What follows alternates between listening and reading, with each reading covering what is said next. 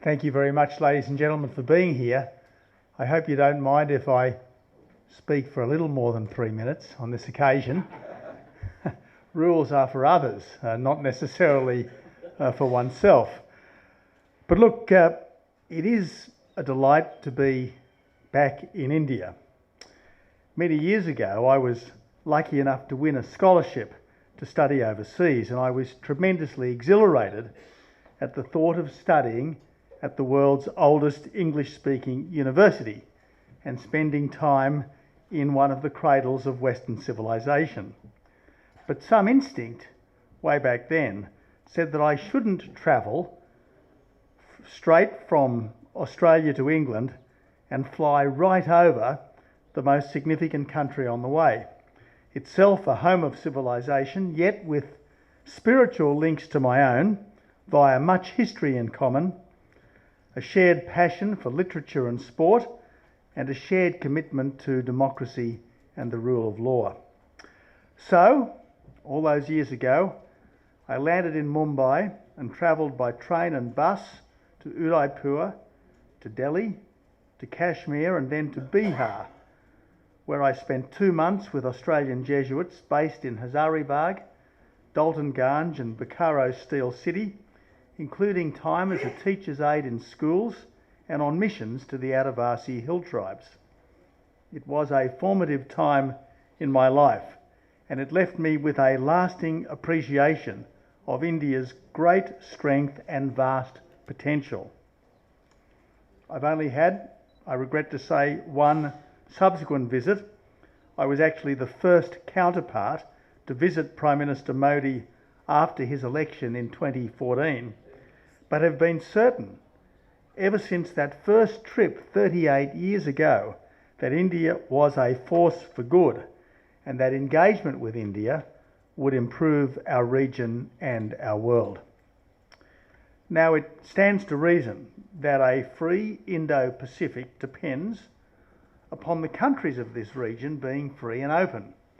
And obviously, the best way to advance that great goal is to deepen the partnership between the Indo-Pacific's longest-standing democracies, the countries that are already most free and most open and have the capacity to help and inspire others, namely India, the world's largest democracy and one of its most resilient, now with the confidence to match its status, the United States, the greatest defender of democracy and the country the world still looks to first for help in time of trouble, Japan, for decades an exemplary global citizen since learning the harshest possible lesson about the alternatives to democracy, and Australia, one of the first to adopt so many of the features of modern democracy, such as universal suffrage and votes for women, and a reliable friend in good times and bad. Now, as Prime Minister, I was very pleased to begin the rehabilitation of the quadrilateral security dialogue that had been scuttled by my predecessor in 2008. And I did that by deepening security cooperation with Japan, and especially by renewing the nuclear understanding between Australia and India. Thank you. I'm pleased that has come to fruition subsequently, and accelerating the security cooperation with India that had largely stalled. Now, all my successes, to their credit, have built on this, because the closer the understanding and the deeper the cooperation between the four most significant Indo-Pacific democracies, the more free and the more open our region inevitably will be. And accompanying this revived Quad, there have been more naval exercises involving India, the United States, Japan and Australia, plus Indian naval deployments through the South China Sea under its Look East policy. But to be effective, a security dialogue should be based on something more than a common commitment to a rules-based global order and a common anxiety about the challenges to it. It should be based on the deepest possible engagement between the countries that respect their own citizens enough to let them vote to change the government. And that means so much more than just extensive contact between senior officials dealing with national security. It means more trade, more investment, more scientific and cultural and sports exchanges, and more travel, along with the opportunities that brings for our peoples freely to encounter each other in their own streets, workplaces, educational institutions and homes.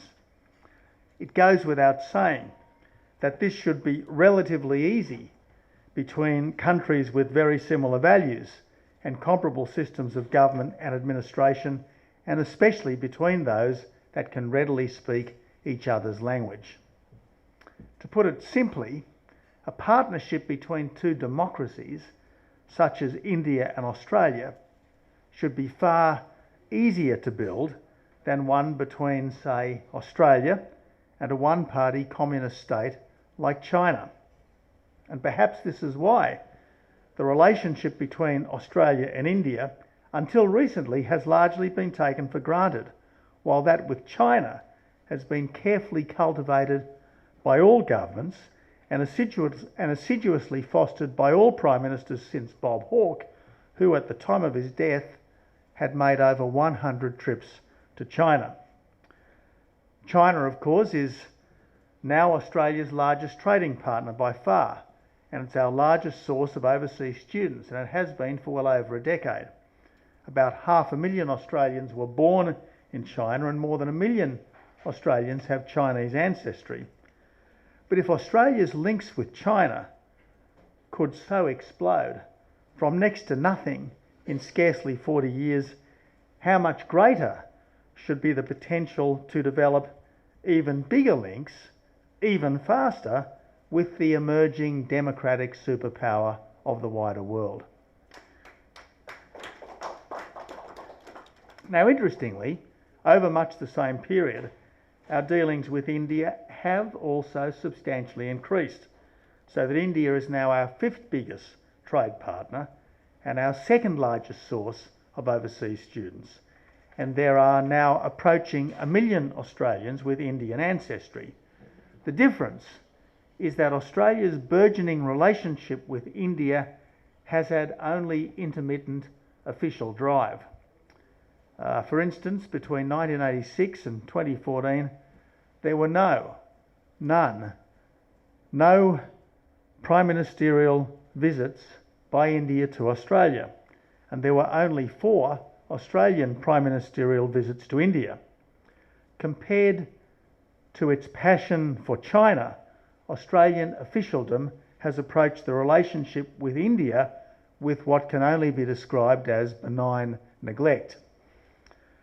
So while still keeping up the China relationship, it was this relationship with India that my government was so determined to accelerate through the establishment of the new two-way street Colombo plan to take Australian students to Asia as well as Asian students to Australia, the establishment of the Australia-India Institute at Melbourne University, the revitalisation of the Australia-India CEO Forum, and the enhanced security cooperation now formalised through an annual meeting of our Defence and Foreign Affairs Department heads. As well, I'm sure this will please you, my government returned to India the Shivas that had been stolen by a rogue art dealer. And I've got to say that I am very keen to make fostering this relationship my personal mission in post-parliamentary life. Now, it's a pity that there was no Australian Prime Ministerial visit to India in 2015 that could have sealed the free trade deal that Modi and I had pledged to complete within 1 year. But perhaps this is something that Prime Ministers Modi and Morrison might return to in their discussions here in Delhi in February. Certainly I hope so, because it would be the most obvious way to demonstrate our two countries' commitment to each other. Now, I understand that there's some apprehension that trade deals might put domestic industries or wage rates at risk. And yes, there's extra hesitation about a China-led regional FTA. But there's little doubt that Australian food exports and resources exports, and Australian educators and trainers and engineers based here rather than in Sydney or Melbourne could be very important as hundreds more millions of Indians transition from the third world to the middle class. For instance, why should Indonesian coal come to India without the 5% tariff and not cleaner Australia coal, thanks to an Indian FTA with ASEAN, but not with us? This, it seems pretty obvious, is just a needless tax on Indian consumers. I have to say, as Australia's former Prime Minister, that I am deeply sorry that the now finally underway Adani mine in Queensland has faced so much activist sabotage, given the jobs it's promised to Australians and the reliable and affordable power it's promised to tens of millions of Indians. But with more of our officials invested in a stronger economic partnership, even one as yet still falling short of a formal free trade deal, there should be more mines like Adani to power India's future prosperity. Even now, though, Australian officialdom seems unnecessarily cautious about the potential of the Australia-India relationship. The otherwise excellent official report on Australia's economic strategy with India to 2035 goes out of its way to stress that India, quote, is not the next China. A throwaway line, perhaps. But why not? Given that in 40 years, India's GDP has more than quadrupled, it's been the world's fastest growing big economy for the past 5 years, and more than 500 million, a half a billion Indians, now have uncensored, unmonitored smartphones connecting them to the formal economy. I've got to say to you that if the 1.3 billion Indians in India can achieve like the 1 million Indians in Australia, India will amaze the world. Now, I suppose that the same might be said of the Chinese, except that a government of a one-party state would never let them. That's the difference. We might be grateful that India will not be the next China politically, but why would anyone, especially India's friends, be so sure that India won't be the next China economically? Why should Australian officials think that what one country of 1 billion people could achieve under the dictatorship of the proletariat is impossible in another that has the blessings of democracy, the rule of law, and to a large extent the English language? Unless, of course, they're closet admirers of a command market economy, regard the Chinese as somehow superior to everyone else, or more likely, just don't want to admit that Australia might have put too many eggs in the China basket. Surely, it can't be harder for an Australian company to do business in India than, for instance, it's turned out to be for Adani to do business in Australia. And if Indians have been prepared to persist with us the way Adani has, surely Australians should have no less fortitude in returning the favour. Now, in my time as PM, China formally upgraded its relationship with Australia to what's called a comprehensive strategic partnership, one of 11 that China has. I was keen to have the strongest possible links with China, consistent with our values and consistent with our military alliances revolving around the United States. For that reason, my government swiftly finalised the most thoroughgoing trade deal that China had with anyone, and the only one it had with a G20 country. We spent well over $100 million on the search for the 150 Chinese people amongst those lost on board flight MH370. And we agreed to join the Chinese-led Asia Infrastructure Investment Bank once governance rules corresponding to those for other world bodies had been put in place. But, and this is important, we didn't finalise the extradition treaty begun under the Howard government. How could we, with a country where the courts are simply instruments of the ruling party? And we flew military aircraft through China's unilaterally declared air defence zone over disputed islands. And as well, in my time, Australia started to lift military spending to 2% of GDP and began a very significant naval build-up in recognition of the darkening strategic dynamic in our region that's only worsened since.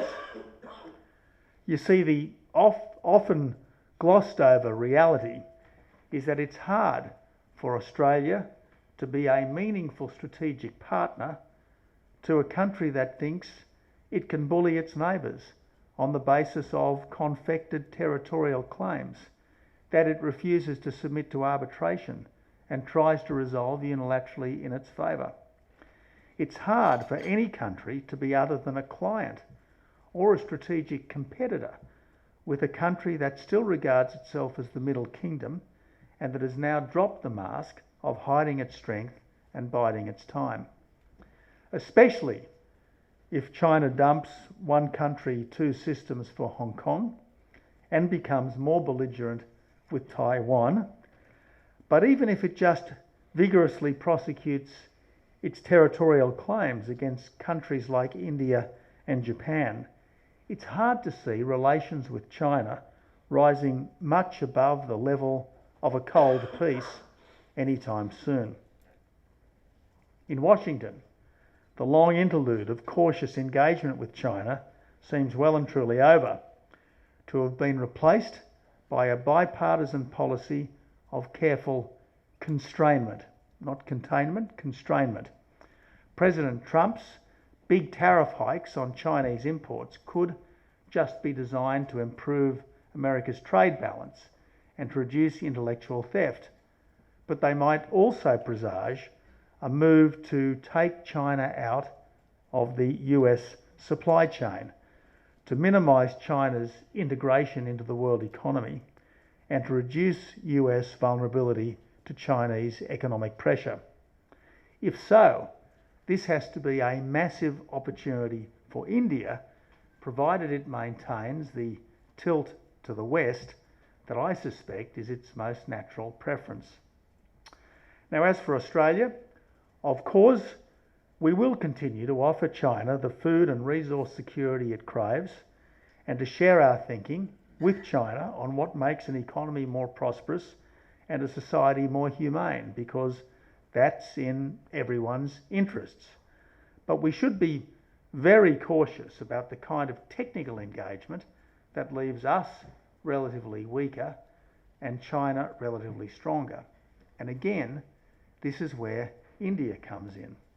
My instinct is that 50 years hence, India will be much more prosperous and no less democratic, every bit as strong as China, in fact, but far less overbearing.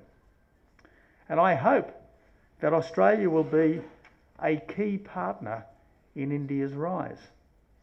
You see, a world with two democratic superpowers, not just one, will be more free, more open, more prosperous, and ultimately fairer to everyone. Because that's the way countries are, even superpowers, when they have to take all their citizens seriously.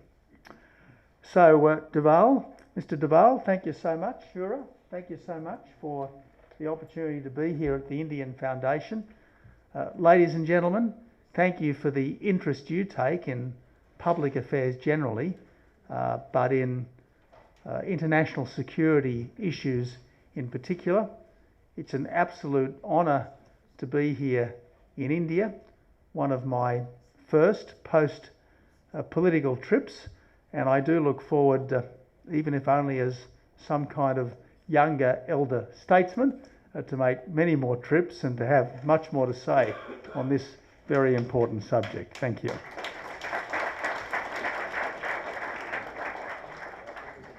Have some time for Q&A? Well, while we have the luxury of having you here, we would take the liberty of having the audience ask you a few questions. Uh, Please raise your hand, just make a short introduction of who you are, and please just stick to questions. I think we'll have time to take a few questions from the audience. Thanks. Is there somebody with a mic? Yes. Thank you, Prime Minister. I'm Dr. Pankaj Jha. I teach international security at Jindal University. I have been working for quite a while on this region. I have two specific questions right across to you. Paul Keating calls the Australian to really stop the anti-China rhetoric. I believe there is a new, the war of words which is happening within Australia, that how important and how much important will China will be in future. And second question, specifically when you raise the question of Quad. Has Quad got a blueprint? Because you are uncertain and India is hesitant. So what exactly is the future for this Quad itself? Thank you very much. Okay, well, Paul Keating is a respected former Prime Minister of Australia, and the last thing I would ever want to do is engage in a war of words with a fellow respected former Prime Minister. Let's face it, we're both members of the same club, and club members should do their best to agree with each other. I certainly don't think that there should be any gratuitous attacks on any country, let alone as a country as significant as China. But nevertheless, we do have to accept the reality, and the reality is that China is now a strategic competitor, to put it at its kindest, with the West in general and with the United States in particular. The period of hide and bide is over. The mask has been dropped. Whether it was the militarisation of the South China Sea, whether it was the declaration that President Shri was to be in effect president for life, whether it was more recently with the issues in Hong Kong, I think people are now well and truly aware that what we long thought was a gold mine was also had an element of peril in it. So that's the first point I want to make, and we have to be realistic about that. We do not advance by pulling the wool over our own eyes, so to speak. Now, as for the Quad, I think the Quad is it has the potential to be something like the Five Eyes. The Five Eyes is the most important and the most significant security arrangement in the world, and yet nothing is written down, nothing is really that formal. Nevertheless, it is an extremely powerful and effective de facto alliance based on common values and shared interests.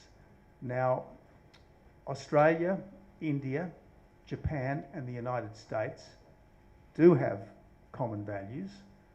All four of us have an absolutely rock-solid commitment to democracy and the rule of law.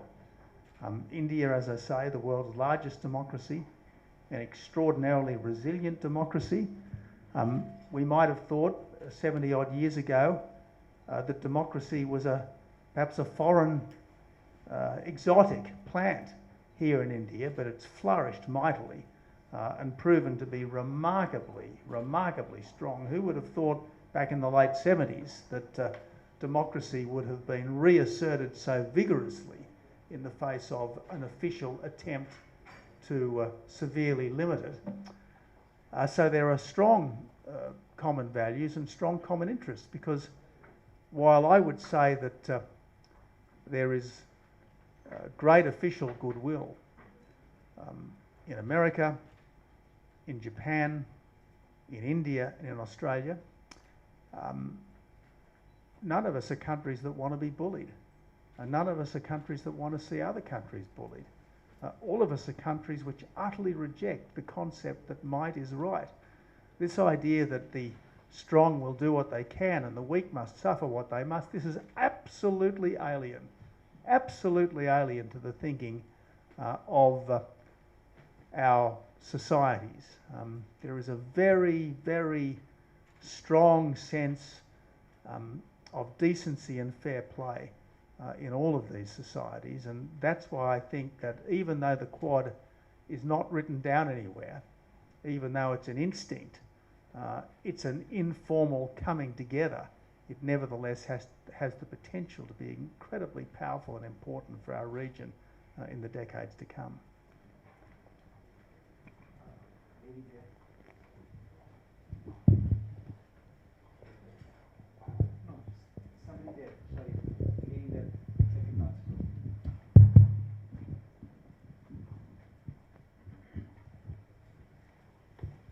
Hi, good afternoon, former Prime Minister. I'm Tanya Spisbar, Director of the Australia-India Institute here in New Delhi that your government set up and Christopher Pyne came to visit.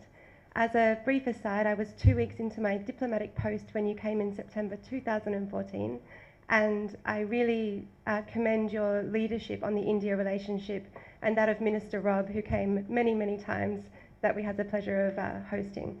I have 3 quick questions for you. Given your discussion about China tariffs by the United States and opportunities for India, what's your personal take on the RCEP decision, and could there be opportunities in the future for India and RCEP in your view? Secondly, and this was under the Turnbull Prime Ministership, your views on the India economic strategy, if you have any, and whether you think that this has been a good diplomatic and perhaps economic and investment strategy in the absence of a current seeker, which we may still have.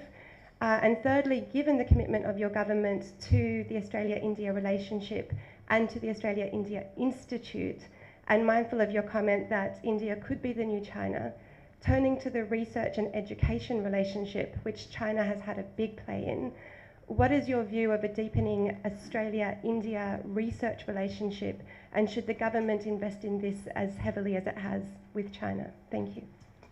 Okay, well, let's start at the end.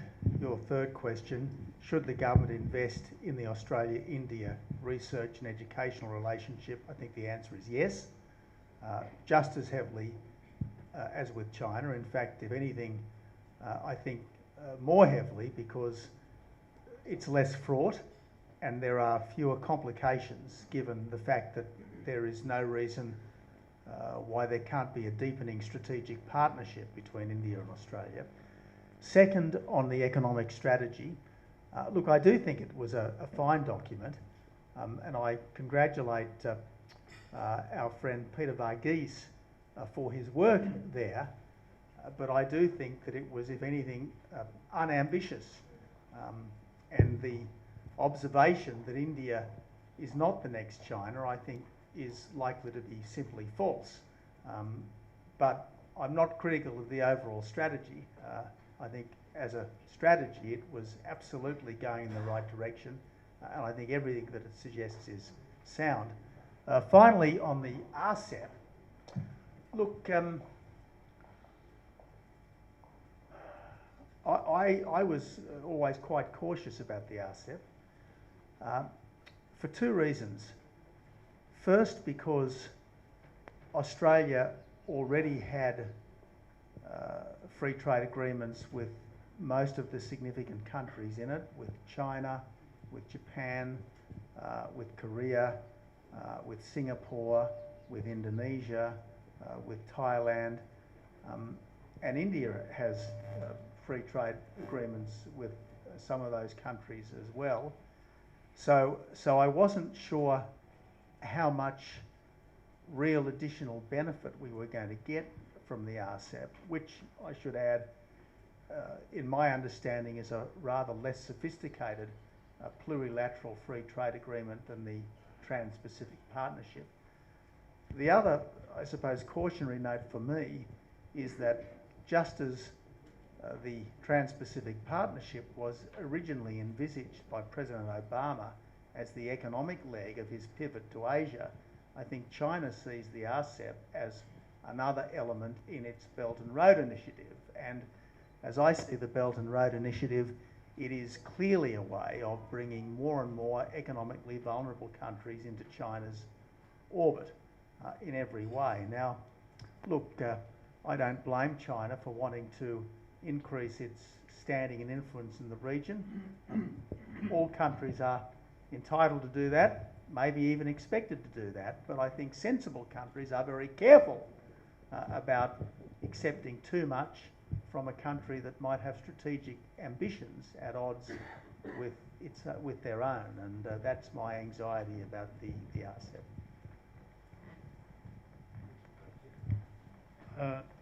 Prime Minister Nalin Suri, it's interesting you spoke about the Five Eyes.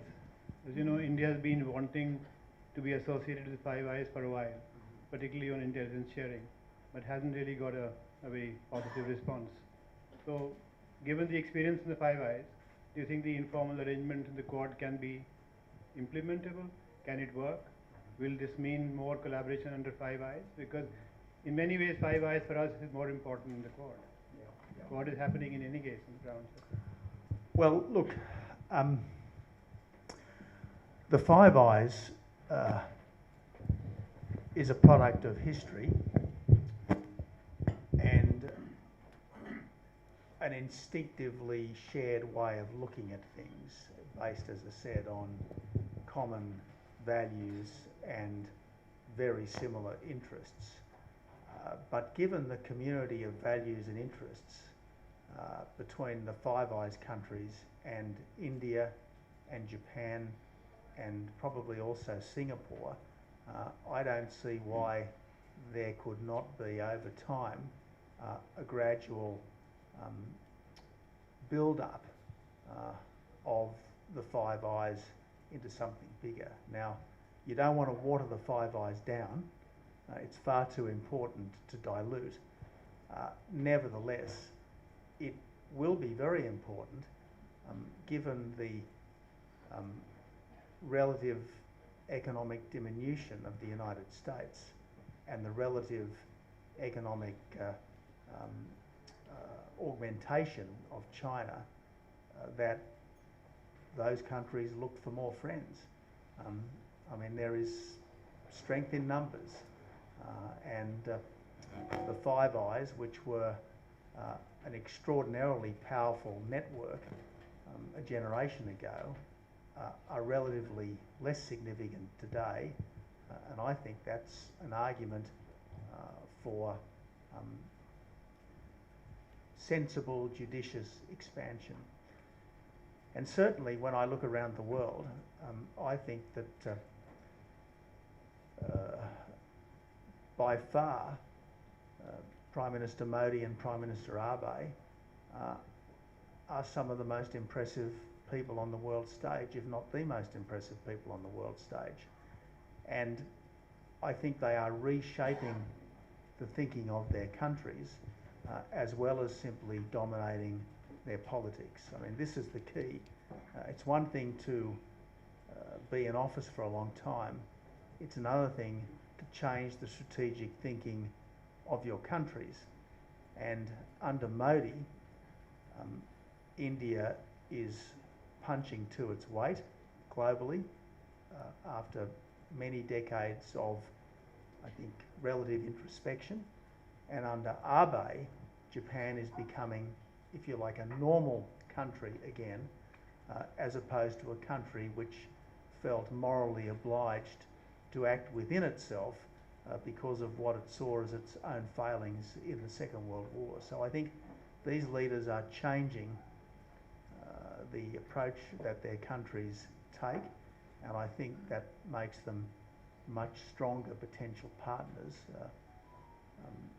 in an engagement with the Five Eyes.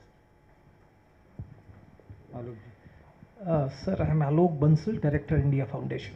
Taking off from Five Eyes, Australia is also a member of FPDA, a Five-Power Defence Agreement, which includes countries in our neighbourhood. And it's been a relic of the Cold War era. As a former naval officer, one has grown up with our warships being shadowed by Australian aircraft taking over from Malaysian territory. Now, what is the relevance of FPDA in today's world? Because if India is not part of it, it's being in our neighborhood, obviously raises apprehensions and suspicions. And another small question, you talked of inclusion and democracy and things like that. Australia wields enormous influence in South Pacific. One of the countries in South Pacific with which India has some interest is Fiji. So what has been Australia's contribution as far as inclusive democracy in Fiji is concerned? And what is your view about Bainimarama's constitutional restructuring? Okay, well, you see, if I may say so, you are a professional watcher of these things, and until very recently I've been a professional politician, so you know, jack of all trades and master of none. So there may well be nuances here which I miss, but I find it almost unimaginable that in this day and age, if not necessarily in the 1960s and 70s, Australia would regard an Indian naval vessel with anything other than a benign welcome. I can't imagine us looking at an Indian naval vessel for a second with anything other than benevolence and relief, frankly. Within reason, the more Indian naval vessels, the better, given the proliferation of other naval vessels in our region. I think that the changing heft and the more obvious signs of the nature of the Chinese regime are changing a whole lot of strategic dynamics in the region. So as far as I'm concerned, the five-power defence arrangements are certainly worth persevering with, but I don't see that as an arrangement against India. I see that as an arrangement in favour of regional peace and stability, and I see India as very much a power for regional peace and stability, not a power against regional peace and stability. And look, I've got to say that as the militarisation of the South China Sea picked up in my time as Prime Minister, I was delighted to be able to arrange for a much higher intensity of Australian surveillance flights out of Butterworth Air Base over the South China Sea, so that we could keep a very, very good watch on exactly what was happening and share all of that information with our strategic partners, including, I imagine, India. Okay. I think we have... Oh, now Fiji, sorry, you asked about Fiji as well. Look, I was in a very interesting discussion earlier today with a number of key Indian thinkers, and one of them lamented that India may not have handled the relationship with Nepal as well as it might. Now, I don't believe we've handled the relationship with Fiji as well as we should either. There's been a number of so-called coups in Fiji. There is no doubt that the first coup was a coup in some ways by the Fijians against the Indians, but I'm not sure that the subsequent coups have all been of that nature. I think that the final coup may well have been a coup by the people against a fairly ineffective establishment. And realising or appreciating better the complexity of these situations, I think Australia should have been more sympathetic than it was, not necessarily approving, but at least understanding and working with the Fijians to try to bring about a better outcome for all of the people of Fiji. Instead, we put Fiji in the deep freeze for about 10 years, far too long, and is it any wonder under those circumstances that the Fijians should have been building links with China in the meantime? I think it's important never to let the best be the enemy of the good. And sometimes we can let the mote in one eye obscure the log in another, and we shouldn't let that happen. Okay, I think we have time for just one last question, so I'll take my liberty asking the gentleman on the last and then.